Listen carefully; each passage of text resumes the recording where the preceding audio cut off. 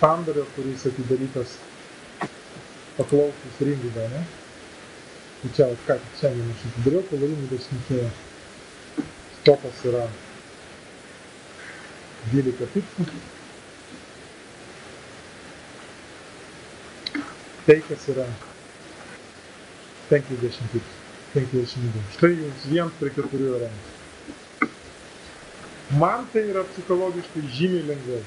Visų pirma, žymiai didesnis pasitenkinimas, kai tu tą remą gauni. Antra, žymiai lengviau pergyvent, kai tu gauni, sakykime, 12 arba 120, jeigu didelė sąskaita. Grubiai tariant, 12 pipsų stopas.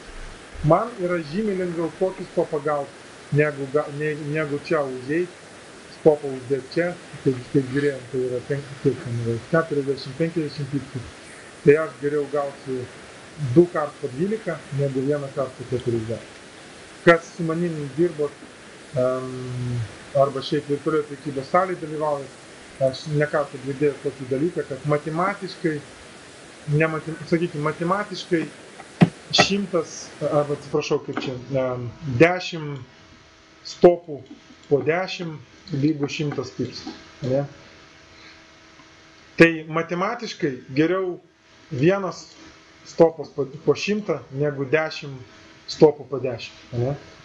Tačiau jeigu jūs įjungsit iš tai šią logiką traderį, su jos mėginim, jo emocijom ir taip toliau, tai viskas apsiverčia aukštyn kojom.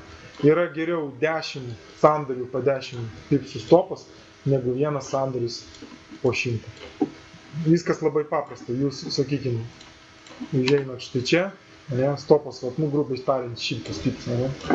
Tai aš geriau užeisiu, sakykime, štai čia vyksta signalas užėjimui, aš geriau užeisiu, štai čia gausiu stopą iš 10, štai čia gausiu stopą iš 10, štai čia gausiu stopą iš 10. Grubiai tariant, dar vieną čia gausiu, ir dar vieną čia.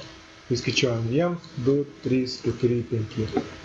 Tai 50 nelygų 100. Ne? O jeigu aš čia atsidarau ir man nueina va taip pat, tai aš paimu visą 100 pipsų stopą. Ir todėl aš sakau, man yra geriau dažniau gauti stopą ir žiūrėti į stopą kaip į išlaidas, negu imti didesnį stopą, bet kažkaip tai save raminti, kad man dažniau taip paimami. Ne? Tai Gintarai, toks mano išsamus atsakymas su pavyzdžiais. Ne?